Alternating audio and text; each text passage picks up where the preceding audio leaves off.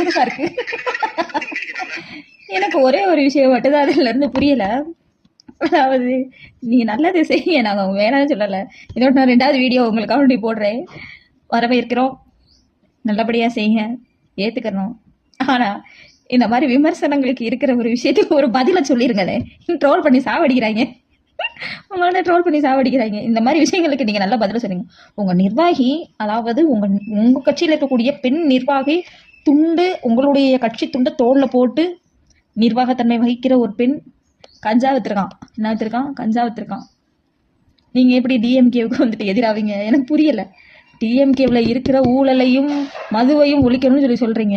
கஞ்சா வித்துக்கு தெரியுது, மதுவை ஒழிச்சிடலாம், கஞ்சா திங்கலாமா? பெண்களை வந்துட்டு சீரழிக்கிற விஷயங்களை வந்துட்டு தடுக்கலாம். ஆனா அந்த பாலியல் தொழில் பண்றவங்களை வந்துட்டு உங்க கட்சியில வச்சுக்கலாம். அதாவது உங்க இயக்கத்துல இருந்தவங்க.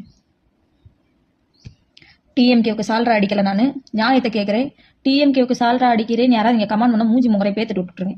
ஏன்னா பொதுப்படையான கேள்வி, யார் ஆட்சிக்கு வந்தாலும் சரி, எந்த கட்சியும் நாங்க தூக்கி தலையில வைக்க போறது கிடையாது. ஆனா மக்களுக்கான நல்லதை செய்யாம உங்க சம்பாத்தியத்தை காப்பாத்துறதுக்காகவும், நீங்க சம்பாரிச்சு உங்களுடைய வம்சங்கள் பல தலைமுறைகளுக்கு உட்காந்து வாழ்றதுக்காகவும் இங்க வந்துட்டு ஆட்சி நடத்தணும்னு டிஎம்கேவா இருந்தாலும் நினைக்காத, ஏடிஎம்கேவா இருந்தாலும் நினைக்காத, நாம் தமிழர் கட்சியும் நினைக்காத, விடுதலை சிறுத்தையும் நினைக்காத, விஜய் கட்சியும் நினைக்காத, எந்த கட்சியுமே நினைக்காத. வேண்டாது. மக்களுக்கு நல்லது செய்யறதா இருந்தா வா, இல்லையா வாயை மூட்டு போ. என்கிட்ட அது பேசாம உண்மையிலே வந்துட்டு இதுக்கெல்லாம் ஏன்டா அவன் வாழ்க்கை அவனே வாழ்ந்துட்டு போயிடலான்ற அளவுக்கு ஆகுது. எதுக்குடா நீங்களாம் அரசியலுக்கு வர்றீங்கன்ற அளவுக்கு இருக்கு.